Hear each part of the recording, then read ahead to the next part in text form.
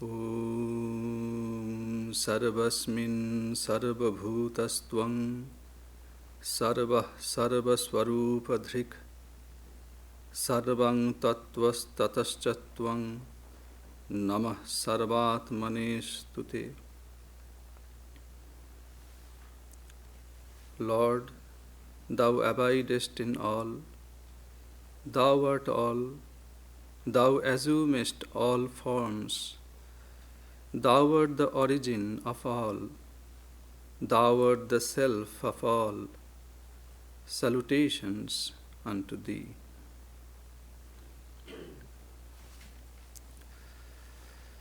Good morning. Today the title of our talk is The Glory of Single-Minded Devotion. This word comes back again and again in our holy scriptures. Single-minded devotion, one-pointed mind, and etc., etc. The Sanskrit word for single-minded is ananya. Ananya.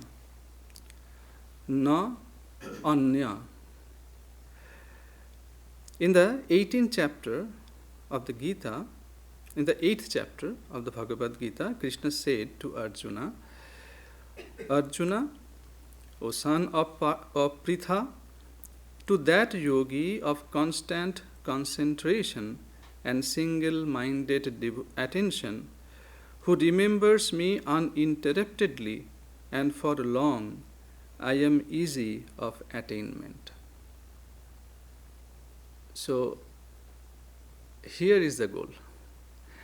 I am easy of attainment. Ananya Cheta means of single-minded attention, a yogi whose mind is not drawn to any other object. Shankaracharya says, Yaha who smarati, remembers mam, me, the Supreme God, satatam. Some conditions are there. Satatam, nityashaha. Satatam means uninterruptedly. Nityasha means for long. And he is giving further explanation. Not for 6 months, not even a year. What then? The meaning is, he who remembers me for his whole life, continuously, to that yogi aham, I am sulabha, easy of attainment. To that yogi nitya yuktasya, of constant concentration, who is ever absorbed in God, for him I am easy of attainment. Narada gave another explanation of ananyata. He said, Anya ashrayanang tyagaha ananyata. You see, we will try in today's discussion. I have picked up some of the slokas, and afterwards I will try to share a story that I liked most. And from the discussion and the story means real incident from a biography of a great seer, great sage, great devotee, we'll try to find out. You see, we all have bhakti. It's not that we don't have bhakti. We have bhakti. But we have to strengthen that. We have to go deeper to understand the bhakti in its real meaning, to get what we expect from that. We have expectation. When you love somebody, automatically you have an expectation. So we will try to find out what these great scholars, they are not only scholars, they Shankara, Ramanuja, Madhusudana Saraswati, they are great philosophers. And apart from that, they are not mere scholars. They were great sages, great devotees. So I will try to find out when they thought on these slokas, what was going in their mind, what was going in the mind of Shankara, what is going in the mind of Ramanuja, what was going on in the mind of Madhusudana Saraswati. And that way, we can have a real Sangha, a real company of these great scholars. So to have the company, we are trying to read their mind, and we will try to get inspiration from their thought. So Narada says, what is ananyata? Anna ashrayanam tyagaha ananyata. Anya means other. Ashrayam means support. Tyagaha, discarding or renunciation, is called ananyata, one-pointedness. So, the leaving other supports. Or maybe in other words, ananyata means the abandonment of all other support. Tagishanandaji, he told that way, he translated in that way. So when you abandon other supports, so this ashraya is the Sanskrit word. So ashraya means support. Ashraya means shelter also. Another meaning of ashraya is shelter. Shelter does not always mean a place to stay, not a roof over our head. People try to survive by resorting to various shelters. Sometimes ashraya can be our hobbies. So maybe a special person, or we have seen, we sometimes change our shelters, we change our hobbies, we change our houses, we change our that friend. He is not more a good friend more. We have to look for a different friend, more faithful, more interesting. So we change our shelters, no? We change our supports. So it means that when our current shelter, present shelter, cannot fulfill all our wants and needs, we rush to find another shelter. But a devotee of the Lord has different attitude to looking at things. He sees his beloved God as his only destiny, his only refuge, only shelter.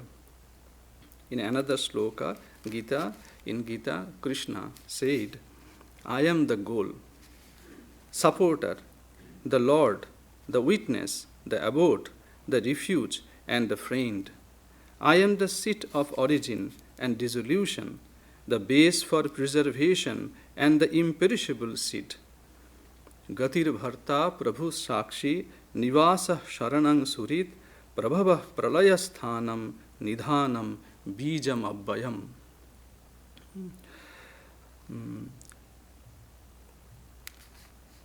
For a devotee, there is different reasons why we do not become single-minded. Because we scatter our love and attention seeing many. But a devotee, for him, he sees that it is Lord, this is God behind all the forms. My friend, I see a form, but behind the form is my Lord, my beloved. My Father, who is the real Father? It is God who is behind this form of this physical form. So behind all the ashrayas, all forms or the forms, we see God alone. Thus, they become single-minded, one-pointed. So the attention, the energy, the affection, it is not going to various ways.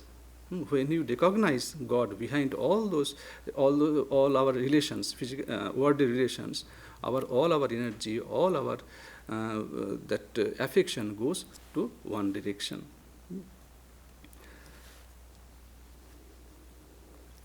So we have to understand that what is this kind of devotion. From outside, we cannot understand a real devotee. Their heart is really beautiful, but how beautiful it is, we have to understand how they react, how they work, how they keep relationship. From there only we can understand. We have seen that a real devotee, he sings only glory, whatever he sees good. What is good? In everyone. So he sings the glory of God, the goodness of God. We call gunagana. Bhagavad gunagana. It means the good qualities, the all compassion, his power. We sing that glory. Whenever we read or remember the stories from our holy scriptures, we sing that glory. And not only about God, we sing glory of his devotees also. That we are going to do in our afterwards in our today's discussion. And sometimes and the glory of devotion. So whenever they sing, we have seen in ordinary people, they see good things and the bad things also.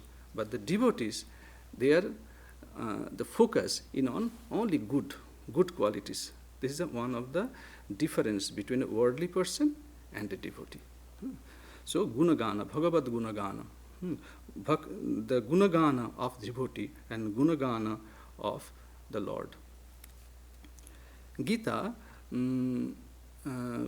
told them as a Mahatma. Who is a Mahatma? Mahatma, not a who has a broad mind. In Gita, 9th chapter, sloka number 13, Krishna is saying, Mahatmanastu mang partha daiving prakriti mashrita bhajanti ananna manaso gyatva bhutadim abhayam. He is a Mahatma. So, Mahatmanastu, Shankara says, Mahatmanastu ashudra chitta.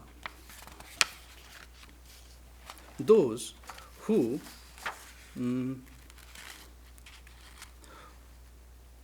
Mahatmanaha, noble ones who are not small-minded, that Shankara says, who are imbued with faith and who have set out on the path of liberation, which is characterized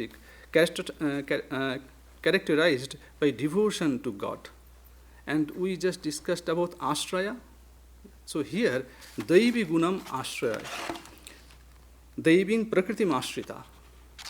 They, in them we found some these divine qualities. What are the divine qualities? Being ashritaha, possessed of daiving, divine prakritim, distinguished by mental and physical control, kindness, faith, etc. This is the divine qualities. In them we will find this kind of things. Two, surely, bhajante adore mam, me, God, ananna manasa, with single-mindedness. So, who are endowed with these divine qualities, Gita or Krishna, the Lord says them as Mahatma. And who is Khudratma? Who are endowed with demoniacal qualities. Like if you ask a Mahatma or if you ask a Shudratma, the narrow-minded people, if you ask, who are you? They will say, okay, I am the son of that landlord. Who are you? I am just maybe I am a actor or professor. That kind of answer would be the answer. But if you ask a Mahatma, who are you? He will say, I am the son of God. Here is the difference. So if you ask a Shudratma, he will ask, who are you? I am son of that landlord or maybe that many, whatever else. But if you ask a Mahatma, who are you? That answer will be, I am the son of the God or daughter of the God, of God. Here is the difference. Who are Mahatmas, they know how to make a close relationship with God. Here another difference. A Shudratma does not know how to make that close relationship but a Mahatma knows how to make a close relationship with God. For them, why they can make that kind of close relationship? Because I remember one of a great monk, he wrote in his book like that, like a mother. If you say a child, when he or she says that she is my mom, she is my mother, so that belief, that knowledge didn't come from a book. It comes from all of his existence. He knows, she knows, she is my mother. It is no logic is necessary, no book is necessary. For a Mahatma, the relationship like that, he knows that he is my mother, she is my mother, or he is my father. I am part of it. I am part of him. I am part of her. So that belief that a Mahatma has. So in this sloka, that's why the Krishna says, Bhajanti ananya manaso gyatva bhutadim abhayam. So two qualities. Mahatmanos, once he has daivim prakritim ashrita, he has the divine qualities like the control. He has a control, mental and physical control, kindness, faith, that kind of thing. He has that quality, and he has a knowledge that knowing me as the immutable source of all objects, or as well as living beings. Gyatva bhutadim abhayam. Knowing me to be the immutable source of beings. So my mom, my father, he is that not have that perishable nature. He has that imperishable nature. He is the seed of this creation. So what will happen if they worship me with an undivided attention? Here is the answer from Krishna. What will happen if you have that one-pointed devotion? What will happen? In 12th chapter, in 3 slokas, there are 3 slokas on that. First sloka, he is saying, as for those who, having dedicated all actions to me and accepted me as the supreme, meditate by thinking of me with single-minded concentration only. O son of Partha, for them who have their minds absorbed in me, I become, without delay, the deliverer from the sea of the world which is fraught with death. Yetu sarvani karmani mai sanyasya matpara ananna naiva yogena mang dhyayanta upasate teshamaham samudharta mrittu sangsara sagarat bhavami na chirat partha maya veshita chetasam. Again we find these two terms. Again, ananna naiva yogena. Number 1. Number 2, maya veshita chetasam. So first is that meditate by thinking of me with single-minded concentration. And for them who have their minds absorbed in me, how to absorb my mind in him, how to dissolve my ego. He says that having dedicated all actions to me, how to dedicate all actions to God? How to do that? Whatever we do now, it comes from our ego. It is that ego, me. From that ego, that tiny ego, we do all of our actions. Because that we are not Mahatma yet. Yeah. So we have, who are you? I am the landlord, and the son of the landlord. So whatever you do, the fruit becomes different. The fruit of the action comes different. It makes you sometimes frustrated. Yeah, because the idea behind all of our action is Shudra I, that little I. But when you identify yourself as the son or daughter of God, all of your actions become a puja, a worship. So from puja, what will you get? If you go a church or a temple, what you get there? Joy, peace. So when you think yourself as a part of the divine, the supreme entity, so all your action became a worship. So from all of your actions, what you will get? No frustration, only joy and peace. So here is the importance. Sometimes, to change our outlook, to change our viewpoint, to change our attitude, to look at things.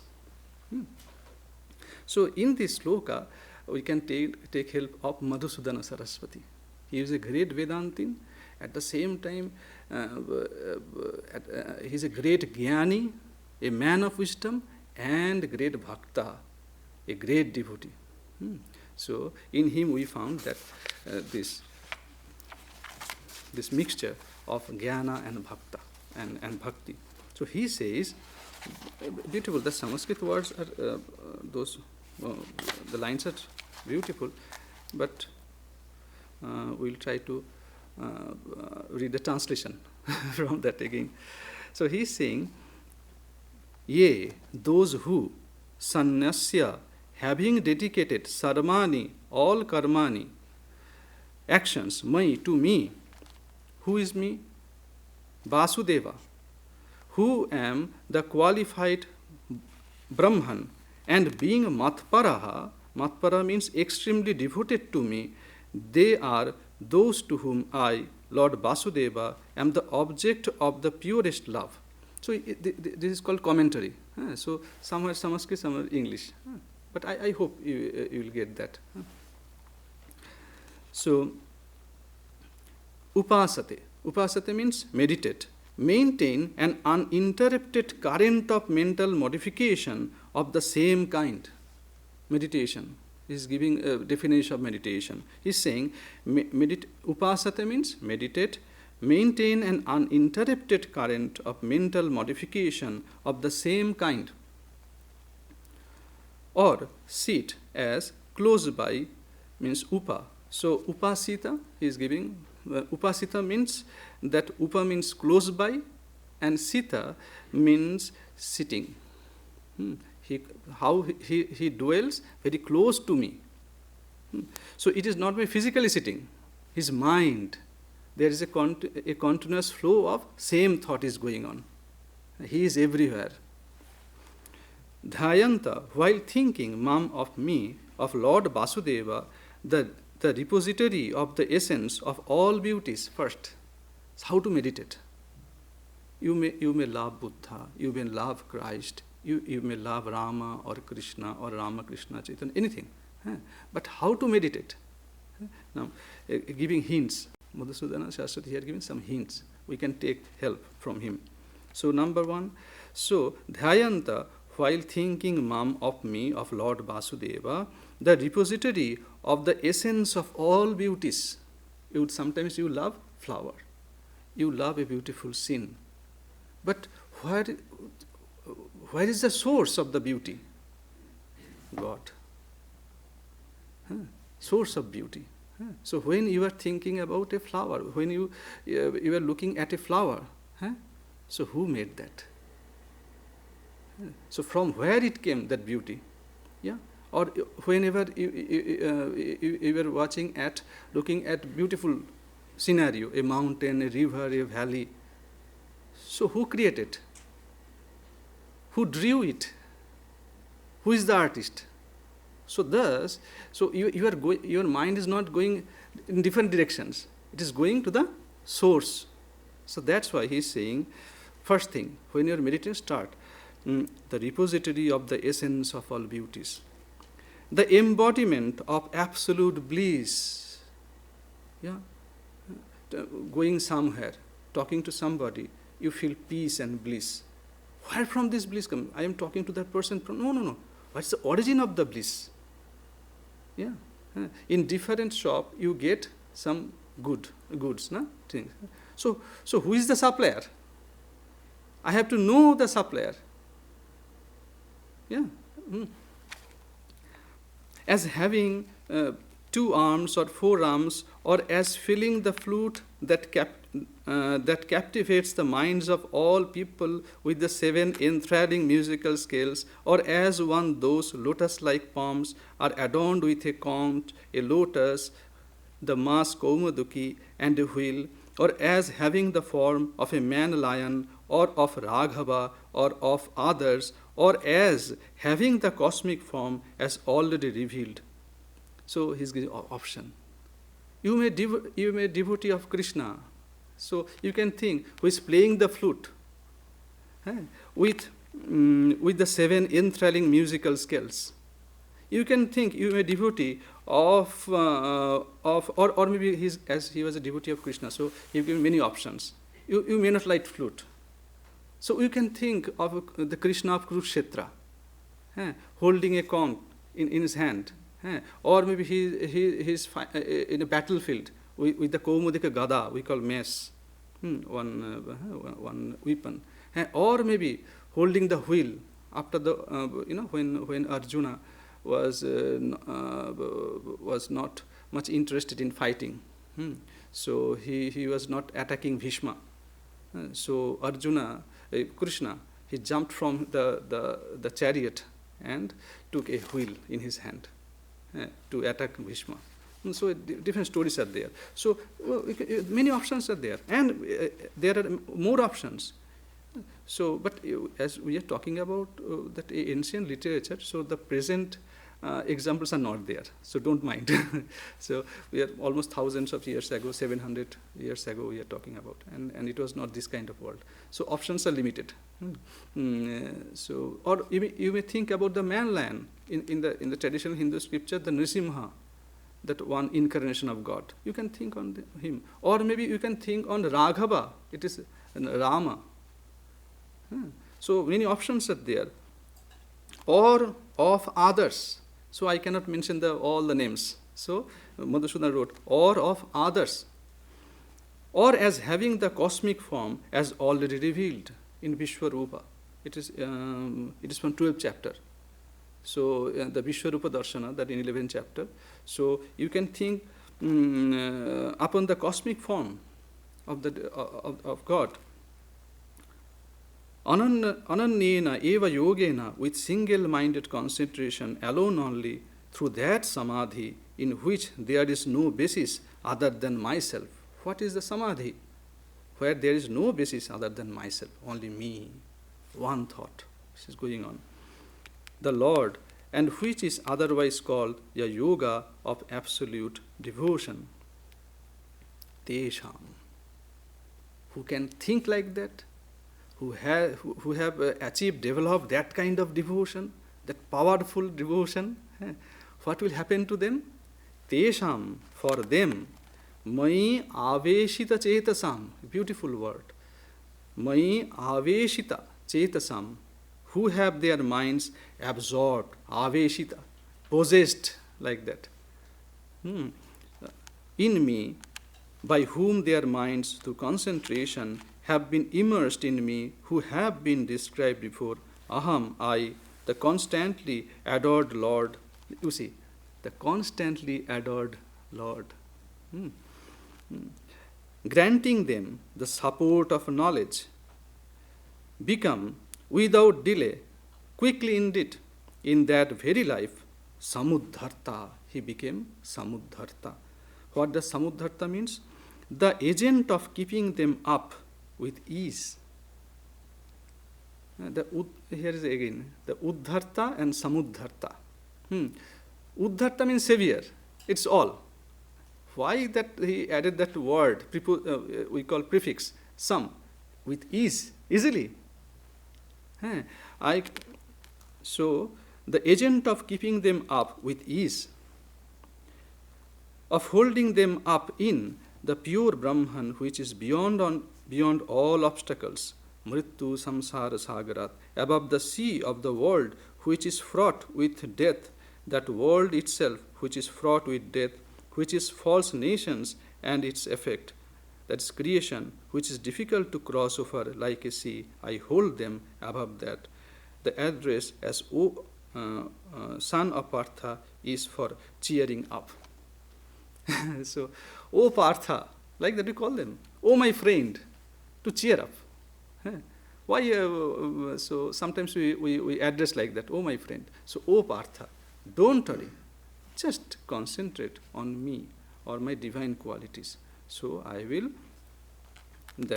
I will keep you up with ease. So what is the next the verse? Krishna says, Mayeva mana adhatsya, Mayi buddhi niveshaya, nivashishyasi mayeva, ata urdhang na samshaya. Fix the mind on me alone. So this is the summary. This is the conclusion. What is the conclusion? Fix the mind on me alone. Rest the intellect. There is no doubt that hereafter you will dwell in me alone. It's two words. Mayeva manadhatsa. Mayi buddhing niveshaya. Sometimes some kind of repetition is there. Keep your mind, fix your mind on me, fix your intellect on me. Both. So he wanted to give some stress. Remember, actually mind means the power of thinking and doubting. If you want to discriminate what is mind, what is the intellect. So mind has the power of thinking and doubting. When you are thinking whether I should fix or not, if you have a doubt. So it is about mind. And what is buddhi? Which engage in determining, yes, I will fix. Sometimes we think whether I should go or not. Its mind is working. When you decided, okay, I have to go, I am going there. Yeah. So this is the faculty of buddhi, intellect. So if you want, so almost the same thing. So fix your mind and buddhi on me, and what will happen? Listen to what will happen to you. Na samshaya, there is no doubt should be entertained with regard to this, that ata urdham, hereafter, after the fall of the body, nivashishyasi, you will dwell, mai, in me, live in identity with me, eva alone, Shankara said. So when I read that one, there is a time for story. So actually that is the key verse. So from where all those discussions are coming. Mayeva mana adhatsa mayi buddhing niveshaya nivashishyasi mayeva ata urdham na samshaya. Fix the mind on me alone, in me alone rest the intellect. There is no doubt, na samshaya, no doubt, that hereafter you will dwell in me alone. Long back, when I was reading the life of Ramanuja, written by Swami Ramakrishnananda ji. Ramakrishnananda ji, one of the direct disciples of Sri Ramakrishna. So I was surprised when I discovered that book. So again, unfortunately, he wrote in Bengali. Unfortunately, and that Bengali was very close to Sanskrit. So when I read that,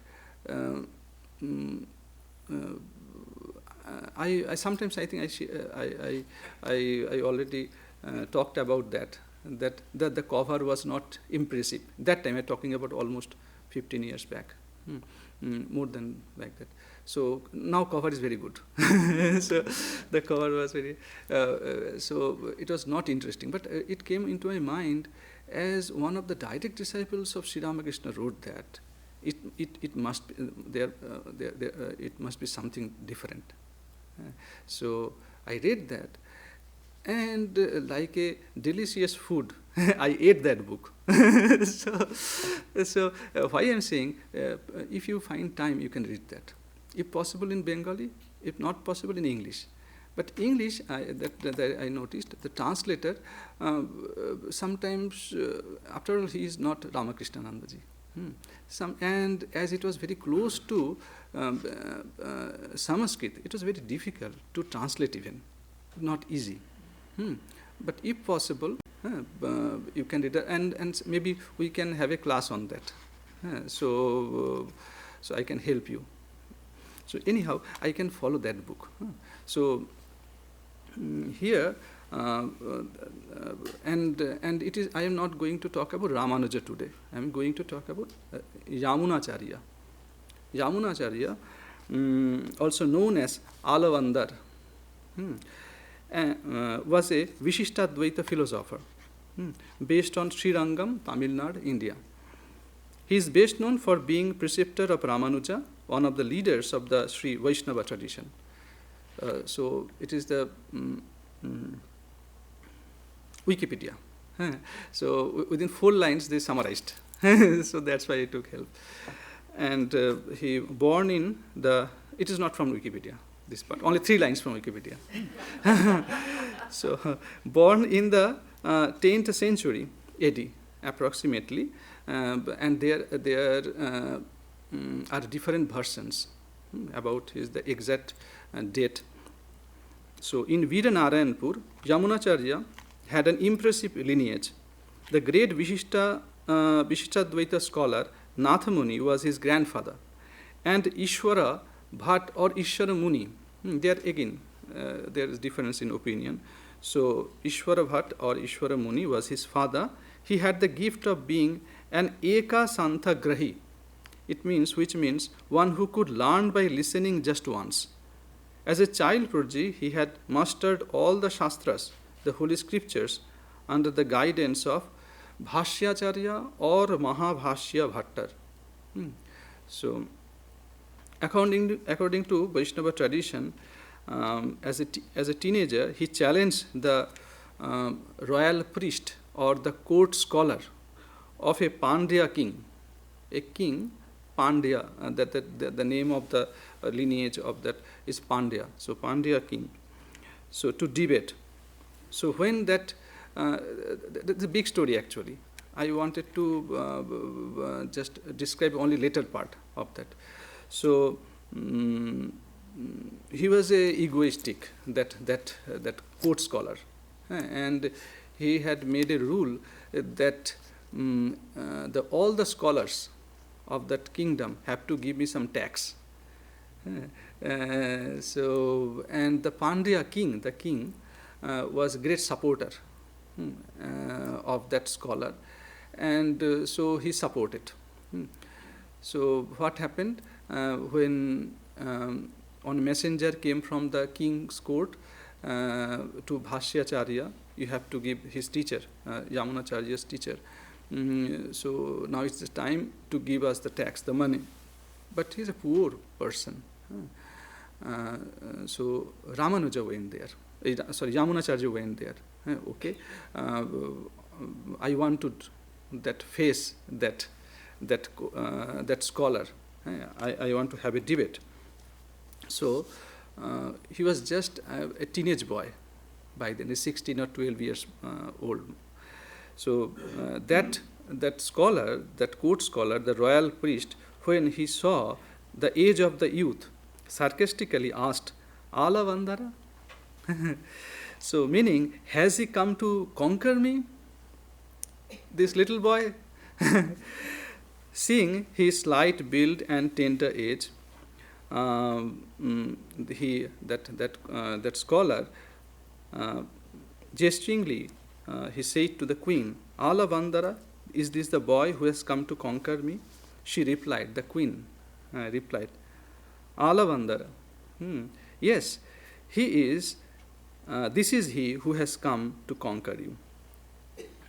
And he defeated that scholar. Yamunacharya defeated the scholar by logically proving that different story.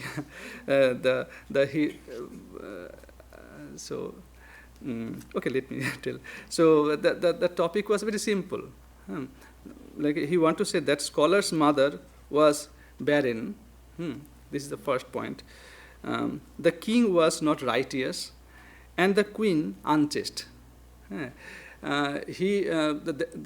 So he challenged Yamunacharya, the young boy, challenged that priest, that scholar, to say something against that, and that he failed.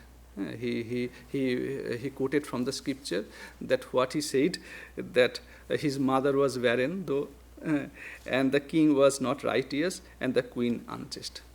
Three logics, 3 points he gave. So now the king and queen, and he won that debate. He defeated that scholar. The king and queen, impressed that the boy had understood the shortcomings of logic, adopted him. In other versions of the legend, he is given half the kingdom. So here now the real story. Real story means that this description of a journey actually. So Alavandar ruled the kingdom for a long time. Deluded by mundane pleasures, he forgot this life was perishable. Though by nature a believer in God, found little time to carry on his religious practices. However, under his rule, the subjects lived happily. He was busy in his that kingly job. So he forgot. Meanwhile, his grandfather, who loved him dearly, passed away. Before breathing his last, he called Rama Mishra, or Manakkal Nambi, his chief disciple, and said, "Please see that the boy, being immersed in the enjoyment of things temporal, does not forget his duty. I leave him to your care." So thus Nathamuni, the grandfather of Yamunacharya, passed away, giving the responsibility to one of his disciples. Please take care of this boy. When Alavandar reached his 35th year, the ascetic Nambi, remembering the last behest of his guru, appeared at the palace gate to seek an interview with the king. But seeing the gate crowded with vehicles of tributary kings and troops of soldiers, and finding that even the biggest aristocrats had to wait long before gaining permission to enter the palace, the shabbily dressed sannyasin, the monk, Nambi, gave up all hope of getting in through the main gate. So what should I do? Even those these landlords and troops, they cannot enter and cannot have a conversation of the king. What I can do? A monk with shabby dress, old, poorly dressed, what I can do? So, but he got one idea. Ascetics like the greens, a certain kind of green, tuduvalai. So I may pronounce it wrongly, please don't mind. So, which is said to develop the quality of sattva. So monks or devotees, they like that kind of South Indian green. So they think that if you eat that, your sattva quality, the good qualities, it will increase in you. After collecting some of those greens, Nambi approached the chief cook of the royal kitchen at the back door of the palace and said, "Dear brother, may Narayana bless you, that the Lord bless you. May I entreat you to serve every day to our king, which is spiritually disposed, some preparation of these greens which develop the quality of sattva. By this, his life on earth will be lengthened and his intelligence quickened, sharpened. I will get you these greens every day." It was a good proposal, nothing bad, and they always respect the monks, especially South India or India. So the same monks from nowhere bring something, and that cook was also knew about that green, so he accepted that. The cook was a pious man and knew the rare virtue of these familiar greens, so he accepted them eagerly and promised to serve them every day. For about a couple of months, Mahatma Nambi, so I will talk about Mahatma today, the noble-souled, Mahatma is noble-souled, Nambi supplied a quantity of those greens every day, and the cook prepared various kinds of dishes and served them to the king. And Alavandar, means Yamunacharya. So Alavandar used to take these preparations with great relish. Nambi came to know of this. One day he stayed away deliberately.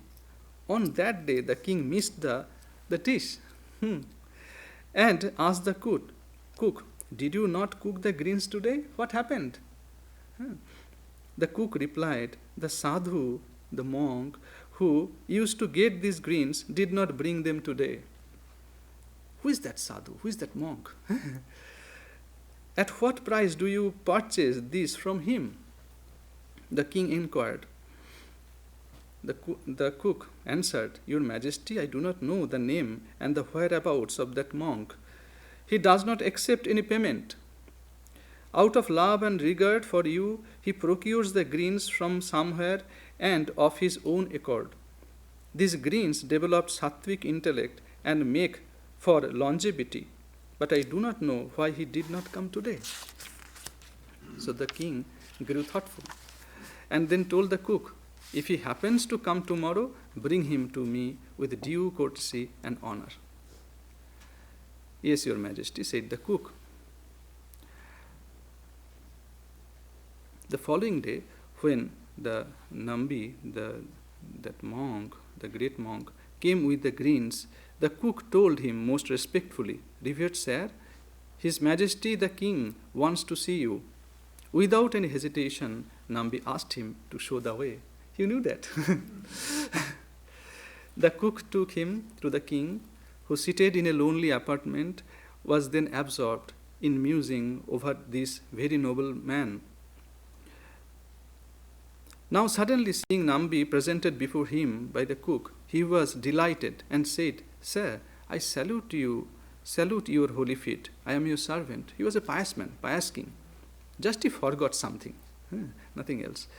"I am your servant. Please be frank with me. Tell me with what end in view you get these delicious greens every day for me and take no payment for them. How can I help you? How can I serve you? Please tell me what I can do for you." Hearing this, Nambi said, "I wish to tell you something in private." Let that cook go. So the king immediately signed to the cook to leave. And after closing the doors of the room, offered a seat to the sadhu. The sadhu in his turn asked the king to take his seat, and so he did. Then Nambi said, "Your Majesty, it is long since your grandfather, the great-souled Natha Muni, went to Vaikuntha, the supreme abode. He passed away. And I dare say you have not forgotten him. I am one of his servants, one of his disciples. Before he breathed his last, he left with me an immense treasure to be handed over to you at the right time. Please accept the treasure and relieve me." What?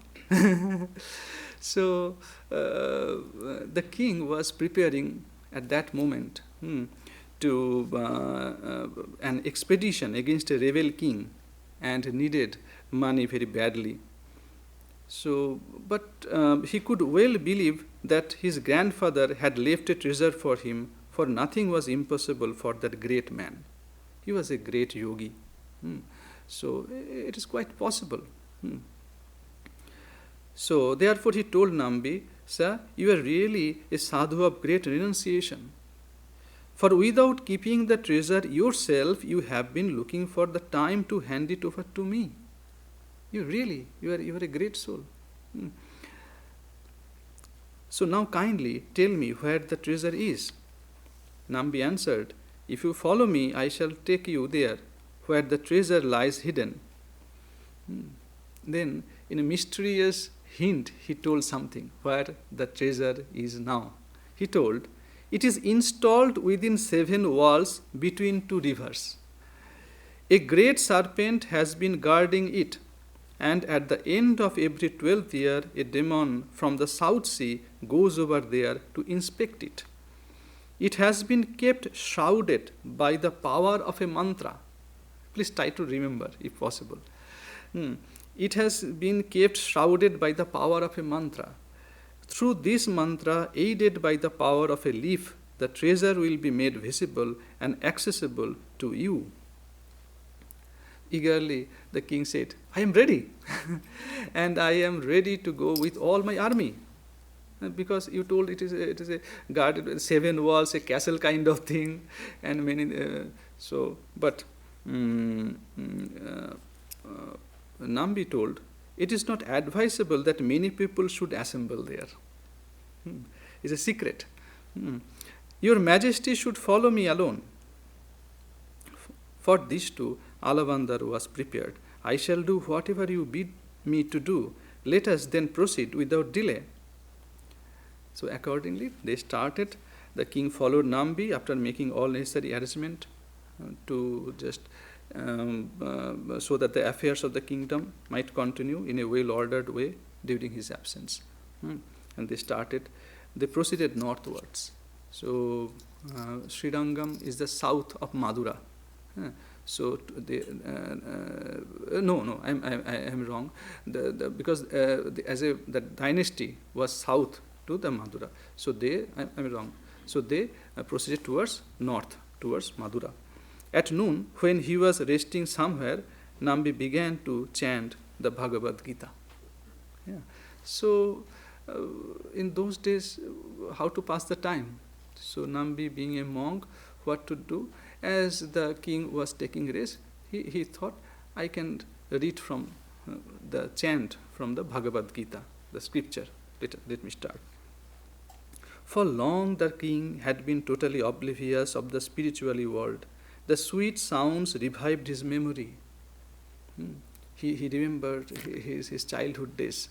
He read all those things. Now he became busy.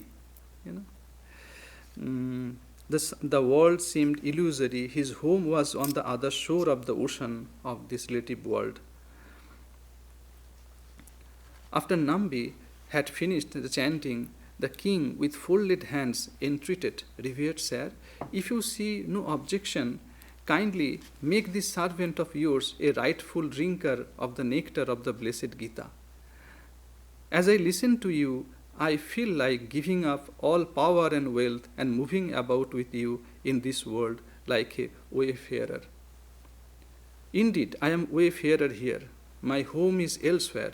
Take pity on me and make me a rightful enjoyer of the Bhagavad Gita. From today, I am your disciple. So, Nambi was eager to hear only these words. On hearing this, Nambi's face lit up with a smile. He said, O king, I am exceedingly glad to see my hopes fulfilled. It is not for you to become a disciple of mine, but for me to become one of yours, as desired by you. He could see the future, Alvandar. He is not an ordinary monk, ordinary person. As desired by you, I shall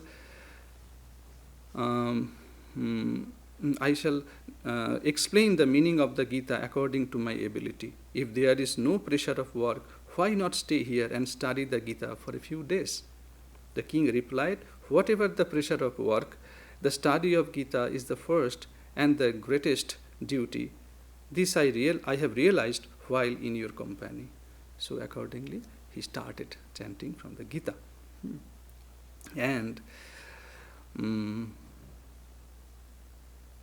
Nambi, he uttered this sloka, Mayeva man adhatsa, Mai buddhing niveshaya, nivashisyasi mayeva, ata urdham na samshaya. That's just the last verse.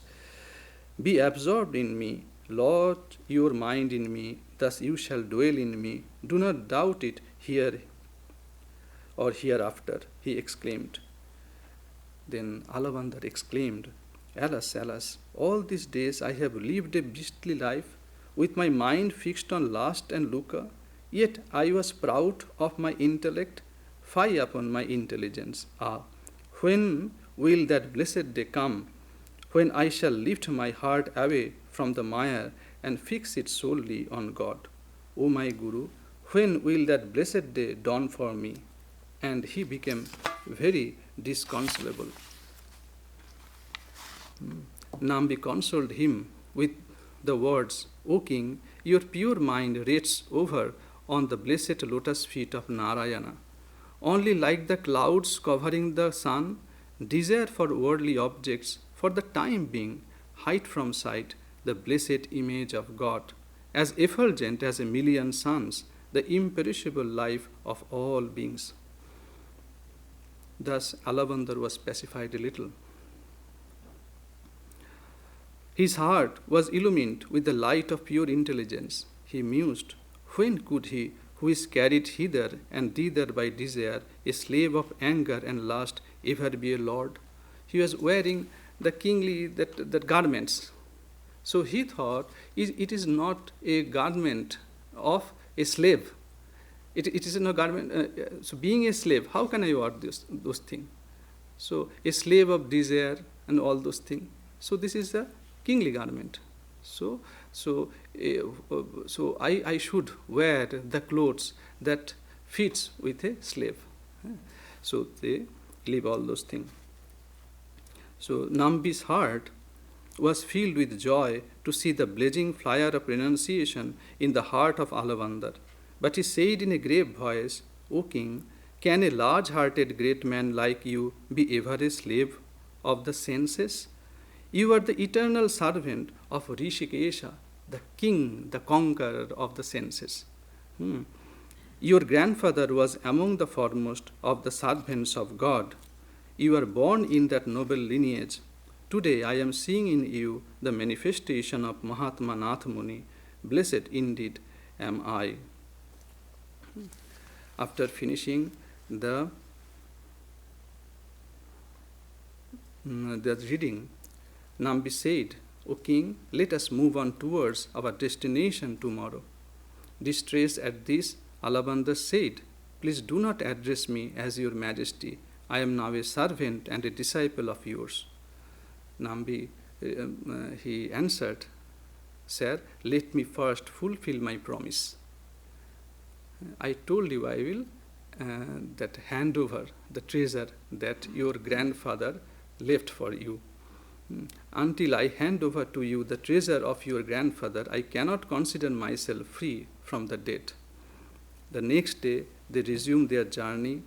They have completed 4 days' walk. Thus, they were standing before the river Kaveri.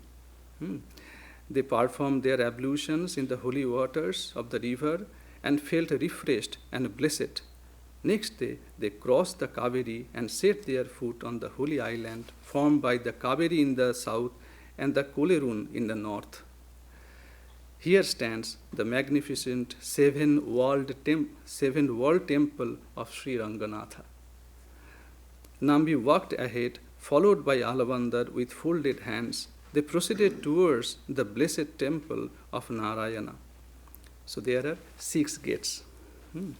So one by one they crossed the 6 gates. Approaching the door of the 7th gate, Nambi looked on Sri Ranganatha, the huge image of Narayana lying, and addressed Alabandar, O pure-souled one, there in front of us lies on Shesha, the great serpent. It is a form.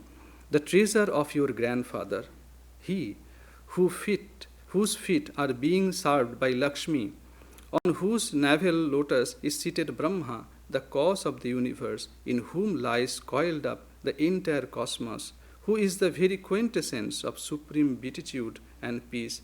He is the treasure of your grandfather. Being his grandson, you are the sole rightful heir to this treasure. Take it and free me of my debt. So no sooner had Nambi uttered these words than Alabandar ran into the sanctum, the Garbha Mandira, sanctum sanctorium, like a madman, stretching his own body before Sri Ranganatha. Alabandar accepted with joy the treasure left by his grandfather. From nowwards, Sri Ranganatha became his. So, and it continues. He wrote some of the beautiful hymns.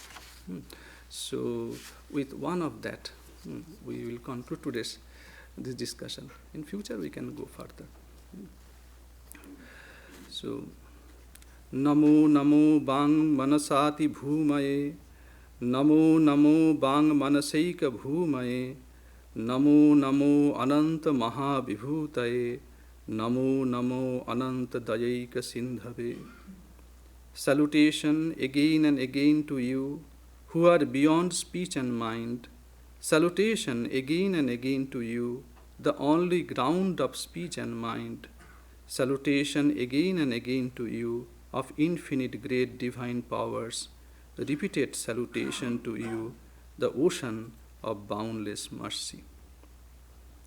Om Shanti, Shanti, Shanti.